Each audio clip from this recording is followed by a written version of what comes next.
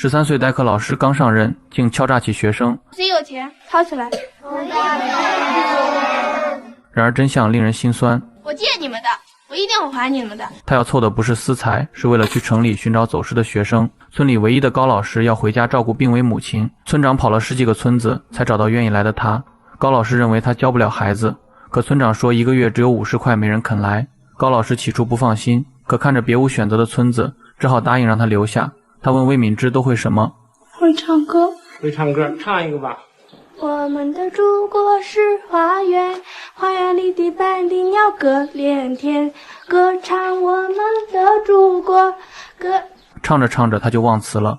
虽然高老师不是很满意，但也没有办法。自己不在的这1个月，孩子们不能没有老师。他交给魏敏芝26支粉笔，叮嘱他除去周末1天1支刚好够用，因为这是学校最后一盒粉笔。他让魏敏芝每天在黑板上写一篇课文让孩子们抄，当然字不能写得太大，写得太大就会浪费粉笔。说着指了指外面，像驴粪的大小就可以，等太阳照到墙上的钉子就可以放学。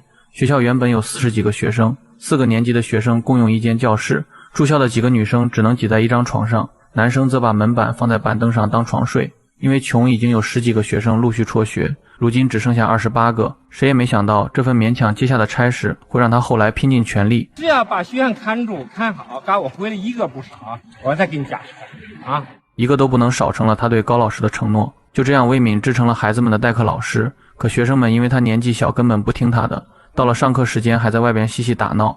魏敏芝管不了也不想管，反正1个月后也是点人头拿工资，只要看好他们不乱跑就行了。村长看到这一幕十分生气，他让孩子们进教室，介绍起新来的老师。他姓魏，叫魏敏芝，咱们就叫魏老师，叫魏老师。魏老师好。他不是老师，他是来收拾垃圾。你甭管是谁，我请的老师就是老师，叫老师。村长警告孩子们不许捣乱，要听魏老师的话。可他刚走，孩子们就又开始嬉戏打闹，完全不把这个小老师放在眼里。魏敏芝把课文写在黑板上让学生们抄，看到学生不听自己的话，他索性走出教室，把门一关。魏敏芝坐在门口，任由里面闹翻了天，他也不管。不一会儿，学习委员出来告状，班里的刺头张慧科在教室捣乱。魏敏芝进去一看，讲桌倒了粉笔，撒了一地。谁把这事弄倒的？谁把这事弄倒的？是张慧科。学习委员心疼地捡了起来。魏敏芝很生气，他让张慧科去捡粉笔，两人拉扯时把地上的粉笔踩得稀碎。学习委员心疼地大叫不要踩。可他们并没有在意。晚上，魏敏芝让学习委员写一份学生名单，学习委员在一旁默默地写着日记，就是不搭理他。显然他还在为白天魏敏芝踩坏粉笔生气。第二天，校长带着2个陌生人找到魏敏芝，原来他们是县里的体育老师，来学校挑选好的体育苗子。预备，好，不错不错。最终他们选中了一名女孩，要送她去县里读书。魏敏芝当然不答应，班里学生1个也不能少。谁说的？高老师。他把女孩藏了起来，教练怎么劝都没用。村长悄悄找到张慧科，用5毛钱撬开她的嘴，得知女孩被藏的地方。等魏敏芝反应过来，为时已晚，女孩已经坐上车被他们带走。原来校长跟高老师说明情况，这次并不算魏敏芝失职，虽然不是自己的错，但魏敏芝还是很失落。这时张慧科拿着学习委员的日记打小报告，说他在日记里说魏敏芝的坏话。魏敏芝让他当众念出来给大家听。新来的魏老师不像高老师那样爱惜粉笔，我知道再小的粉笔头高老师都舍不得扔掉。记得有一次，我把一个已经拿不住的粉笔头丢到墙角，过了一会儿高老师看见了，又把它捡了回来。他用2个手指的指甲捏住粉笔头，在黑板上又多写了1个字。最后的一笔是高老师用手的大拇指摸上去的，我的心里很难过。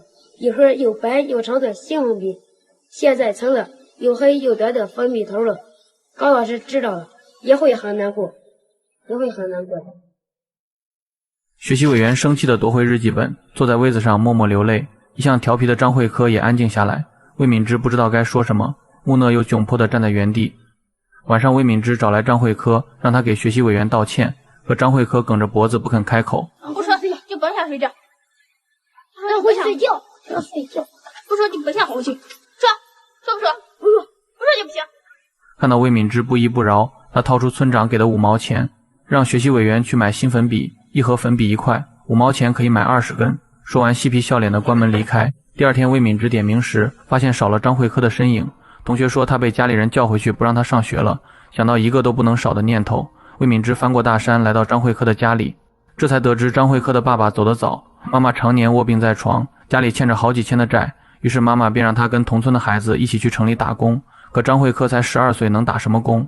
魏敏之要来张慧科打工的地址，决定去城里把他给找回来。打听后才知道去城里的车票要3块，自己来回加上张慧科就是9块，可他哪来这么多钱？于是就让学生们凑路费，等自己拿到工资了还他们。可搜遍了全班，也只有一堆皱巴巴的零钱，加起来连1块都不到。这点钱怎么够呢？这点钱不够。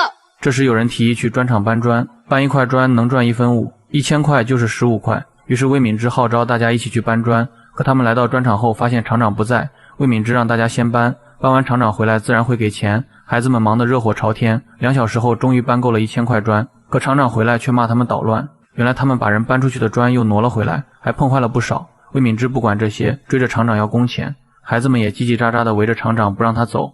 厂长听说他们是高老师的学生，看在高老师的份上给了15块。我简直是基金会、投资单位图平反了我。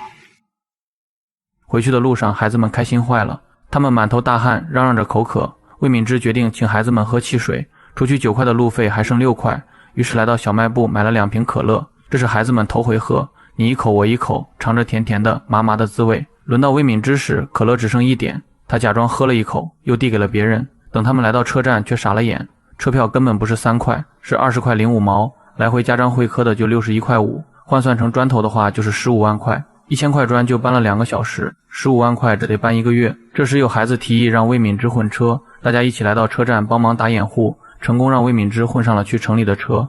可他们不知道售票员在车上还要检票，于是魏敏之在半路被赶下了车。他看了看汽车消失的方向，又回头看了看村子，一咬牙决定走路去县城。他走过平地，穿过山洞，从白天走到黄昏，路上有车他就招手，可没人愿意停下。就这样一直走到天黑，终于他碰到一位好心的拖拉机师傅，愿意搭他进城。车开了整整1夜。第二天清晨，魏敏之来到了城里，这里的路很宽人很多，他四处打听，一路寻找，终于找到张慧科打工的地方。可张慧科并不在这里，同乡说张慧科来的时候就在火车站走丢了。魏敏之让他陪自己一起去找。不行，我还要干活呢，我一天挣2块钱呢。魏敏之答应给他2块钱陪自己去火车站。他们来到火车站四处寻找，可张慧科已经走丢好几天，现在不一定会在火车站。这时火车站在播放寻人广播。我们可以通过这种方式来叫他，你看大喇叭，我们村里说3月多少钱那个大喇叭，这行吗？怎么不行啊？这样好像大海捞针，那更不行啊！魏敏之也想去广播台发寻人广播，广播员让他们在外面等着。你们俩去前面楼梯拐角那，在那儿等着，播了以后他找着了，去那儿找你们好吗？同乡等了一下午，有些不耐烦，于是便让魏敏之给钱走人。我跟你找了一天，又是火车站，又是跟你做广播，现在广播已经做了，一会儿他要来了，你给我钱，我要回去了。可魏敏之却坚持非要找到张慧科再给，见他不给，同乡直接开抢。魏敏之哪是对手，只能眼睁睁看着同乡拿了钱，头也不回的走了。一直等到广播员下班，张慧科还是没有找到。广播员说丢了3天，估计是找不到了。魏敏之迷茫地站在人来人往的街头，突然他看到电线杆上的寻人启事，于是灵机一动，来到文具店，用最后的6块5买了支毛笔、1瓶墨水和100张白纸，蹲在火车站的候车大厅写起寻人启事，一写就是一个通宵。墨水没了，就灌点水继续写，直到纸上的字淡的都看不见。清晨，一个大叔拿起他的寻人启事，说他写的有问题。这怎么能联系？你这个没地址呀，这个不详呀，电话号、BB 机号、手机，你什么都没有，怎么联系？就这贴大街，就是有人看了想跟你联系，写封信都没法写。水泉村在什么地方？他告诉魏敏之，电视台最管事，来得快。那一上电视一播，全市都知道了，比公安局、法院哪儿都管事。于是魏敏之一路打听，来到了电视台。因为没有任何证件和介绍信，魏敏之被拦在传达室门外。当得知他1分钱都没有，接待员更是毫不留情地说：“1分钱没有，带你进去干什么去？简直开玩笑！我就是让你进去，你也解决不了问题啊！除非你是台长他们家亲戚，你是人小姨子差不多。我们这台长说了算。”从接待员口中得知台长戴着眼镜，魏敏之便开始守在电视台门口，看见戴眼镜的就追上去问是不是台长。你是不是台长？结果得到的都是否定的回答。直到晚上电视台关门，他也没找到台长。身无分文的他到路边吃别人剩下的饭，才勉强填饱了肚子。没有钱，他只能睡在大街上。隔天一早，他继续来等台长，好心的员工告诉台长，有一个小女孩在门口找了他1天1夜。台长起身看到门口的魏敏芝，他找来接待员询问情况。我们是按规章制度办事，我看他多少就有点病。你看你是什么态度？又没有证件，又没有什么身份证。登广告你既然等了1天半了，你还说人有点病，你有病是他有病。什么？我们是按规章制度办事的，他没有证件，我们就可以不让他进。那就叫人等1天半，什么态度呢？台长严肃地批评了接待员，然后亲自把魏敏芝接了进去。为了帮他找到张慧科，台长安排他上台里收视率最高的节目。面对镜头，魏敏芝紧张的一句话也说不出来。主持人让他把摄像机当成张慧科，对他讲讲心里话好吗？魏敏芝想着这几天的遭遇，伤心的哭了起来。张慧科，你跑到哪儿去了？我都找了你3天了。